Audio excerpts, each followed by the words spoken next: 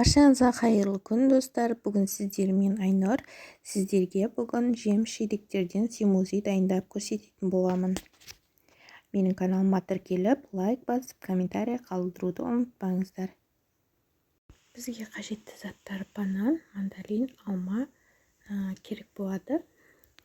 Енді біз мандалиніміздің сыртын ашып, ішінде тұқымдар болса, тұқымдарын алып тастаймыз.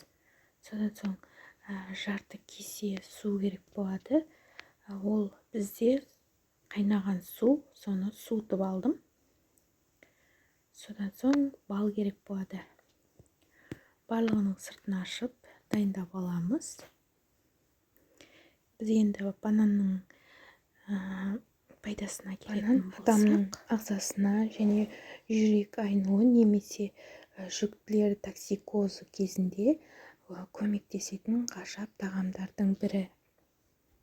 Банан ішті жүргізеді және балдарымызға өте витаминге толы жеміс-жидектердің бірі. Енді біз алмамыздың ішіндегі тұқымдарын алып тастаймыз. Осылайша ортасынан бөліп, ішіндегі тұқымдарын аламыз.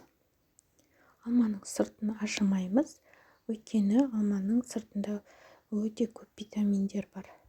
Сондықтан балдарыңызға да сыртымен жегізуге тырысыңыздар.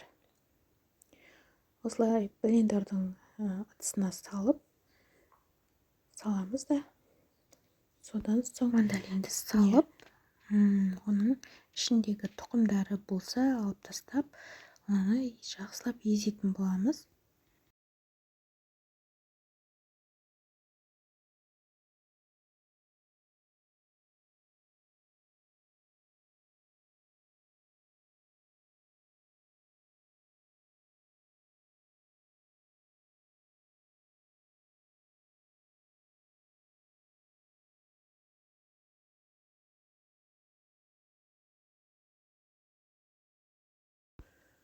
Барлығын езіп болған соң үстіне бананды салып, оны да бірге езетін боламыз.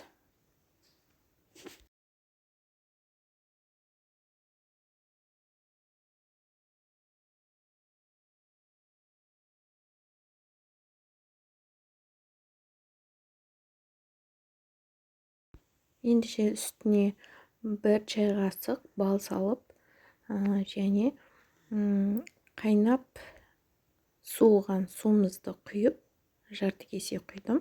Соны құйып болған соң тағы да блендерлейтін боламыз.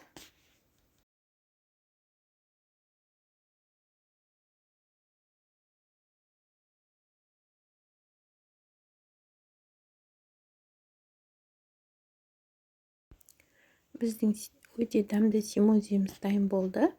Сіздер де жасап көріңіздер.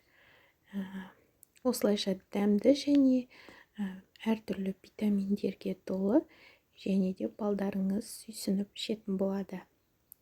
Бұны диета ретінде әртүрлі жем-шидектермен жасасаңыз болады. Бананның дәмі енді өте ерекше және дәмді болып шықты. Балдарыңызға жасап қуантыңыздар. Менің каналыма тіркеліп, лайк басып, комментарий қалдыруды ұмытпаңыздар. Сіздермен бірге болған Айнұр.